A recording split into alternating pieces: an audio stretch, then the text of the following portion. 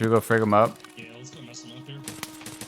Famous last words is what we call those, as I watch my teammate get wrecked through the lens of my 700,000 ruble dollar optic. A generous donation from our freshly departed partner. The entire kit is in fact worth more rubles than your average Timmy's net worth. Uh-oh. One could argue that a safe reset to cut the losses is the play to make. One could also argue that the entire lobby must now pay for what they did. And that was the questionable route I took as I dropped the first of many with a questionable opening play.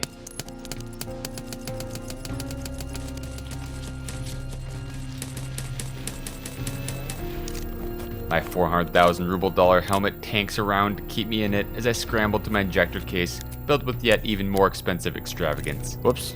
We've got the viewer kit of the year on our hands, and we aim to use it. That was a mashing of keys. Down to the last stim, if need be. The obvious course of action at this point is to tactically reposition as far away from the bogeys as possible. And so that's what we do. Complete utter disaster. I want distance between us. I want to put this FLIR to work. They don't know I got it. We patch up quickly and begin surveying the land with our insanely OP kit. Another Chad in the distance briefly reveals himself on the bluff just yonder. Oh, But for a moment, he's up there. let us mentally tuck that away for later, for we have another more pressing matter on our hands.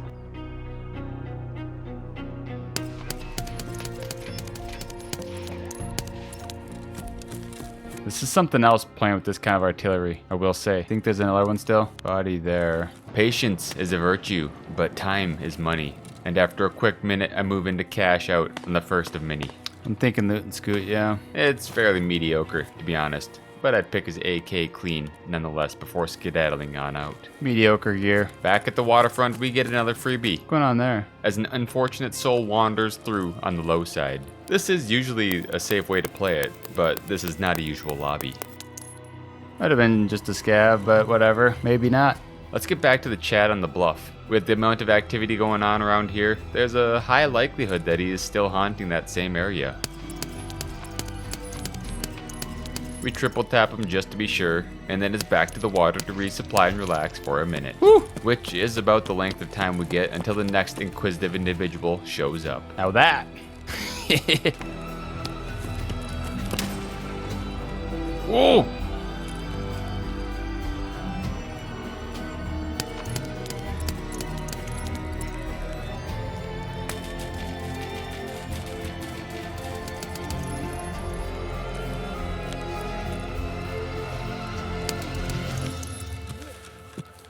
Oh!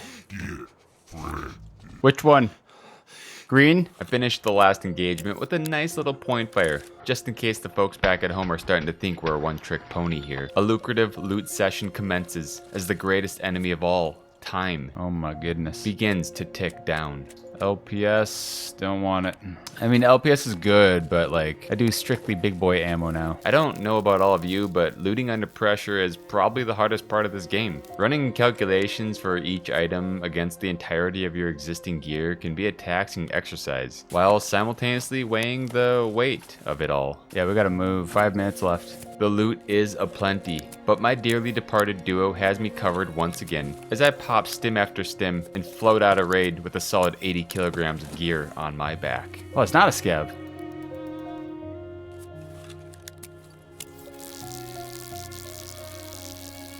What a kit, ladies and gentlemen. 43, 27, 21, 42, 30. Woo!